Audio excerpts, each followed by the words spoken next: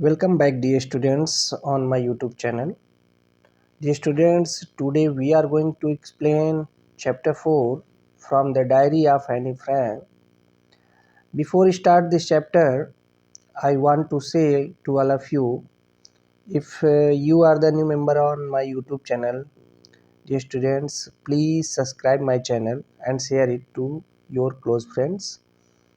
And before this chapter, I have also explained 3 chapters, chapter 2nd and 3rd. So first you watch the previous videos of my explanation. After that you watch this video, chapter 4. So let's start paragraph number first. Before start the chapter, dear students, I would like to say to subscribe my channel, and if you have any problem related to explanation, if you have any hard word, any queries related to explanation, then you can comment your queries in comment box, and I reply to all your questions and clear your all doubts related to any questions. So let's start the video. Paragraph number first. Writing in a diary is a really strange experience for someone like me. Diary में लिखना मेरे जैसे किसी के लिए वास्तव में एक अजीब अनुभव है. Not only because I have never written anything before, केवल इसलिए नहीं कि मैंने पहले कभी कुछ नहीं लिखा है, but also because it seems to me that later on neither I nor anyone else will be interested in the musings of a 13 years old schoolgirl. बल्कि इसलिए भी कि मुझे ऐसा लगता है कि बाद में न तो मुझे और न ही किसी और को एक 13 वर्षीय स्कूल की लड़की के विचारों में कोई भी दिलचस्पी होगी. यानी कि कोई भी इतना ज़्यादा इंटरेस्टेड नहीं होगा कि जो एक 13 वर्षीय स्कूल की जो लड़की है, स्टूडेंट है, उसके जो विचार हैं उसमें कोई दिलचस्पी दिखाए. Okay, so next line. Oh well it does not matter. हालांकि ये बहुत ज़्यादा मायने नहीं रखता है. आई फील लाइक राइटिंग, और मुझे जो मैं क्या करना चाहती हूँ, मैं लिखना चाहती हूँ. आई फील लाइक राइटिंग, मुझे लिखना पसंद है और मैं लिखना चाहती हूँ. And I have an even greater need to get all kinds of things off my chest, और इससे भी ज़्यादा मैं अपने सीने से जो मेरा एक बोझ है, जो एक बोझ कहीं ना कहीं मेरे सीने पे है, मैं उसे क्या करना चाहती हूँ, उसे हल्का करना चाहती हूँ.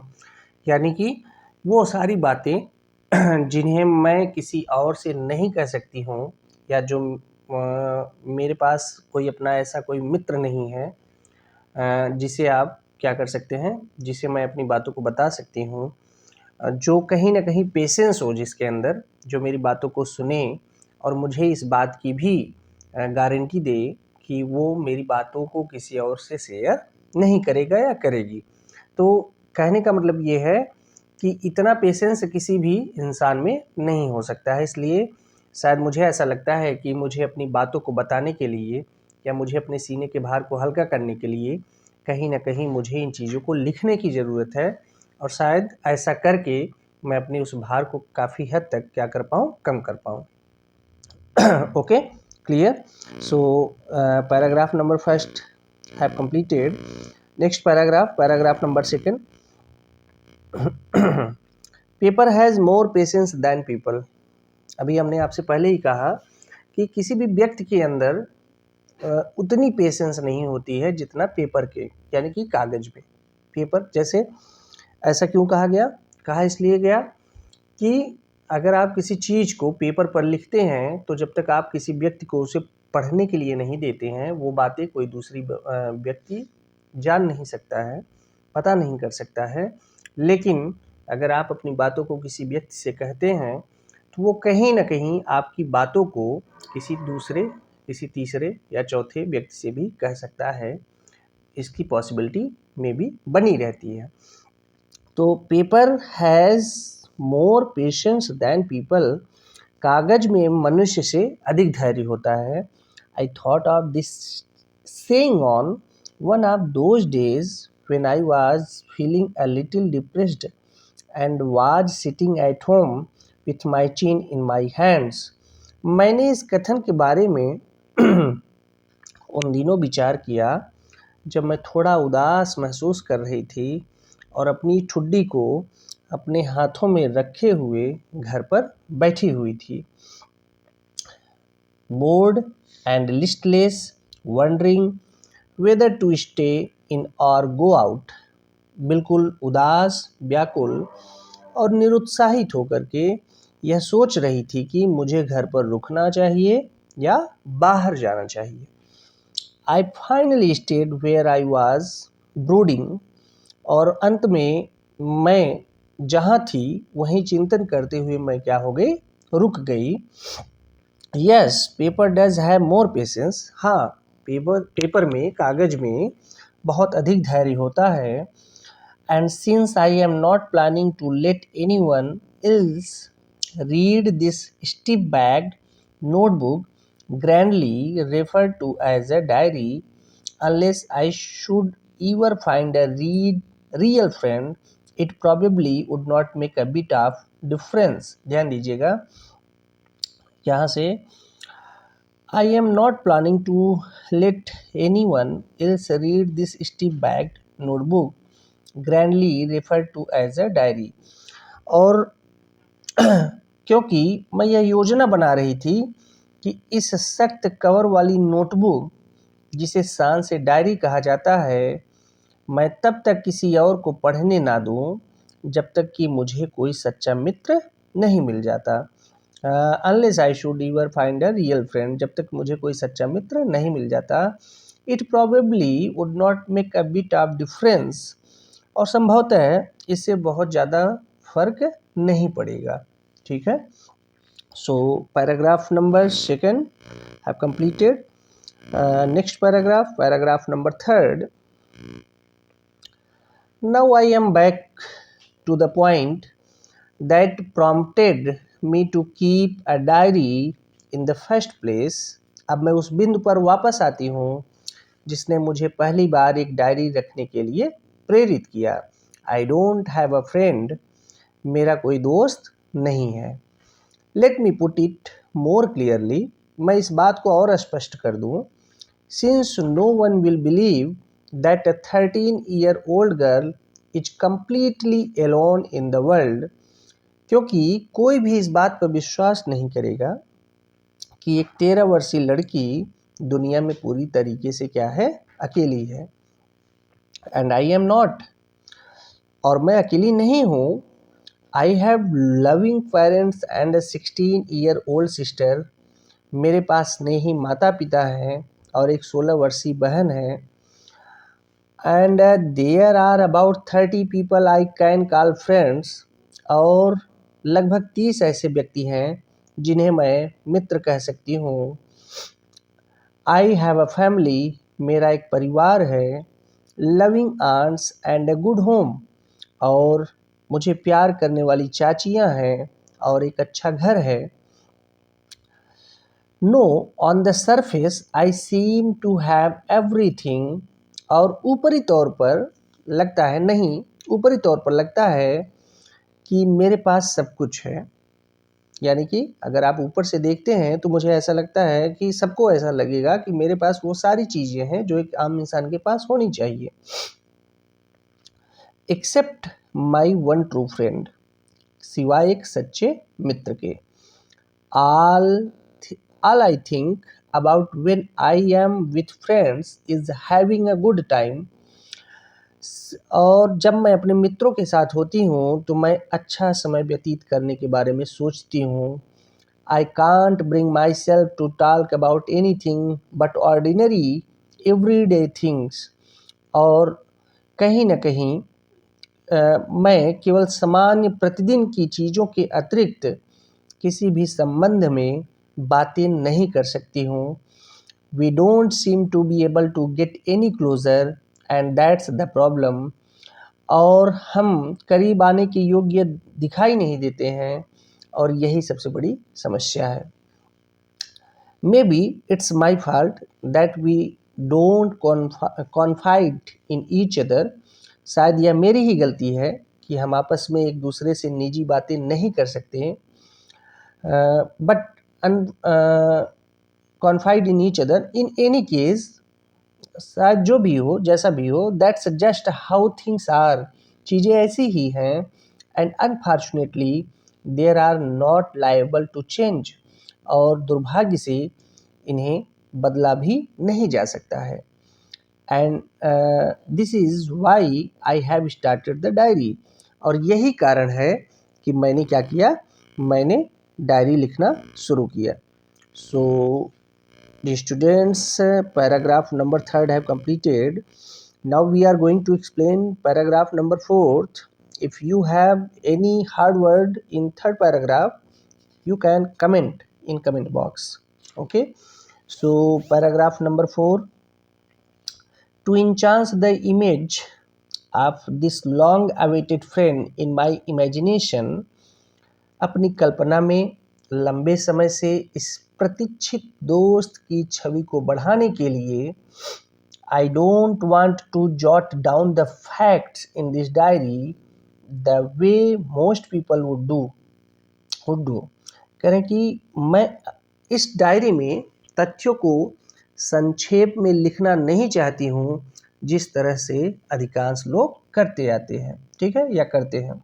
But I want the diary to be my friend. लेकिन मैं डायरी को अपना मित्र बनाना चाहती हूँ. And I am going to call this friend Kitty. और मैं अपनी इस डायरी को, अपने इस मित्र को किट्टी कह करके क्या करूँगी, पुकारूँगी. तो कहने का मतलब ये है कि मैं अपनी डायरी का क्या करूँगी, नामकरण रखूँगी. मैं उसका नाम रखूँगी, उसे नाम लेकर के पुकारूँगी. और इससे और ज़्यादा क्या होगा, उसमें एक इंसान की फीलिंग्स आएगी और मुझे ऐसा लगेगा I have a true friend, मेरे पास एक सच्चा मित्र है. Since no one would understand a word of my stories to Kitty if I were to plunge right in.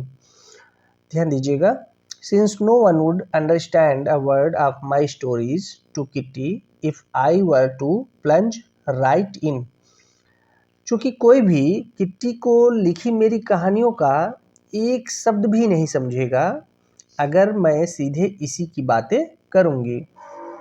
I would better provide a brief sketch of my life. मेरे लिए अपने जीवन का संक्षिप्त वर्णन देना अधिक उचित होगा. Much as I dislike doing so. यद्यप ऐसा करना मैं अधिक पसंद नहीं करती हूँ. Much as I dislike doing so. यद्यप ऐसा करना मैं अधिक पसंद नहीं करती हूँ. So dear students, paragraph number 4 have completed. Next paragraph, paragraph number 5 is going on. Yes, paragraph number 5. So let's start it. What is the explanation of paragraph number 5? Yes, let's start. My father, the most adorable father I have ever seen.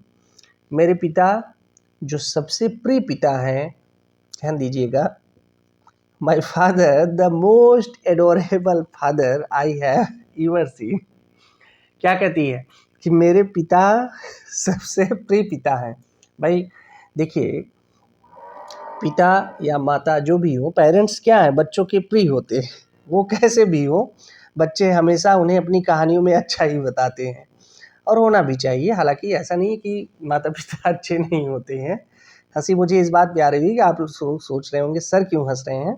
तो मैं ये इसलिए सोच रहा हूँ कि देखिए, वो बहुत अच्छे थे, उसकी माँ बहुत अच्छी थी, उसके पिताजी बहुत अच्छे थे, लेकिन कहीं ना कहीं फिर भी वो क्या महसूस करती थी, अकेला महसूस करती थी.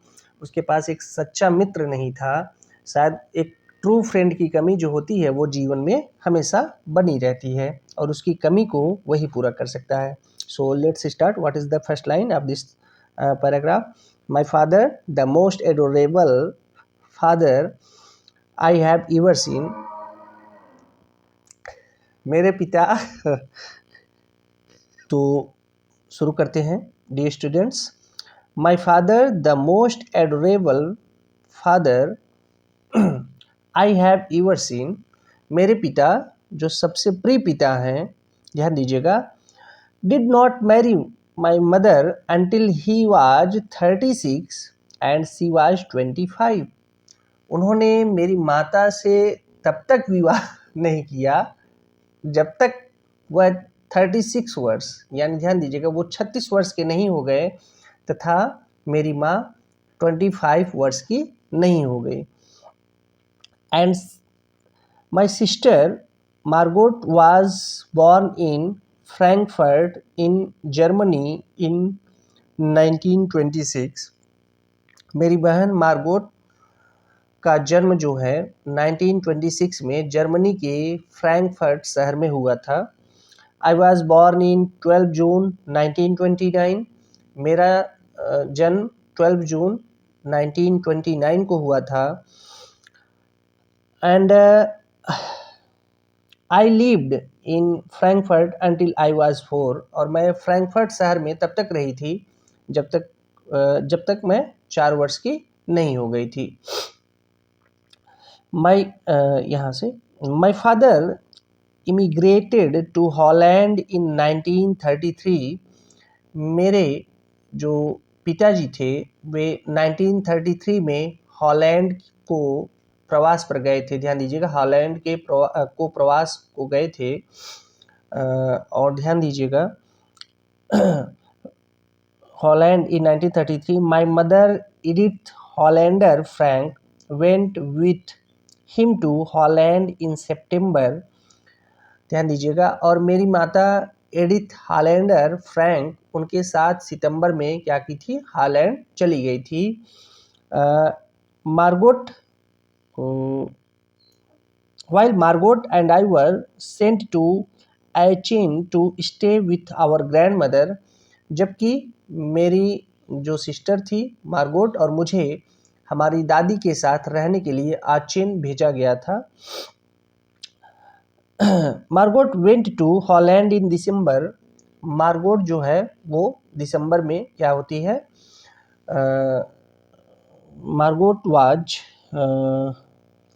Margot went to Holland in दिसंबर।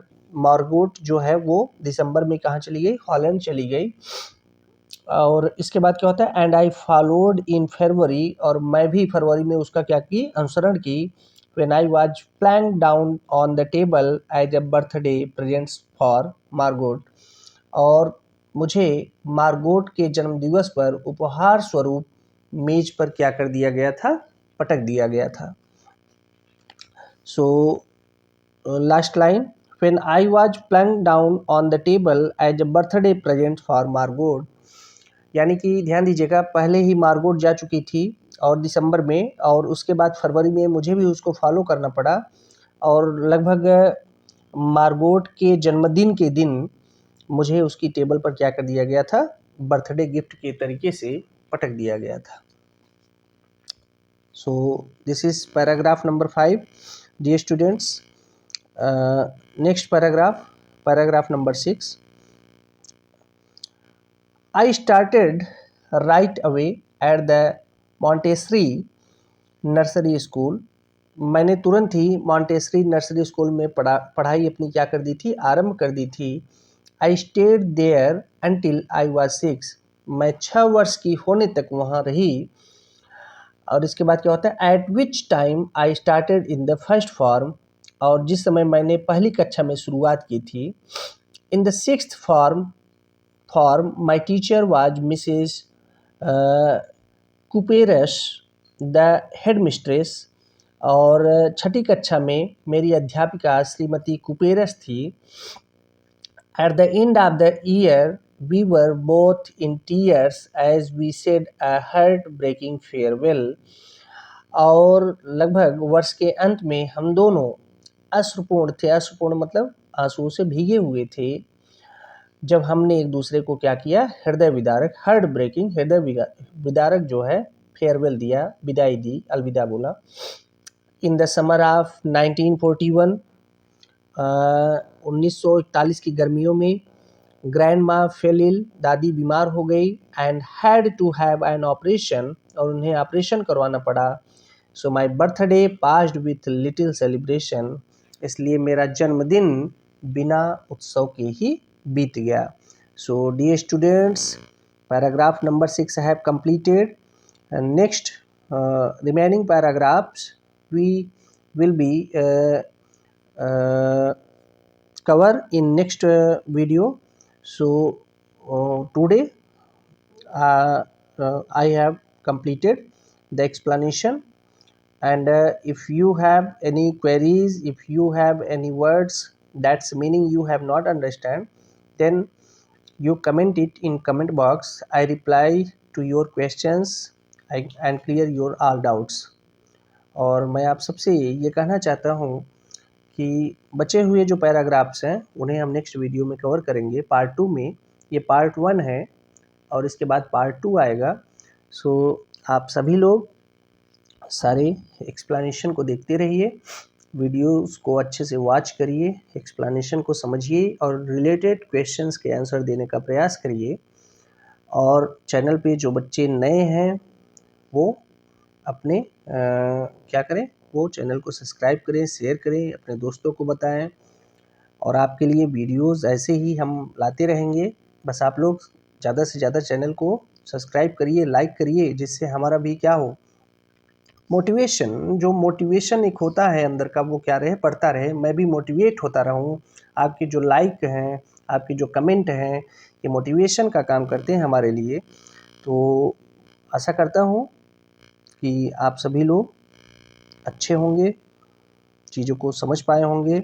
चलिए कुछ आप लोगों के लिए कुछ वर्क्स आपको हम देते हैं। चलिए कुछ वर्ड्स के जो है मीनिंग आप लोग बताइए। जैसे headmistress, what is the meaning of headmistress? Headmistress की मीनिंग आप लोग क्या करेंगे, कमेंट बॉक्स में कमेंट करेंगे।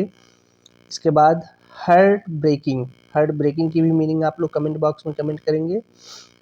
चलिए इन दोनों वर्ड्स के मीनिंग आप लोग जो है आप क्या करेंगे, कमेंट बॉक्स में कमेंट करेंगे, ठीक है।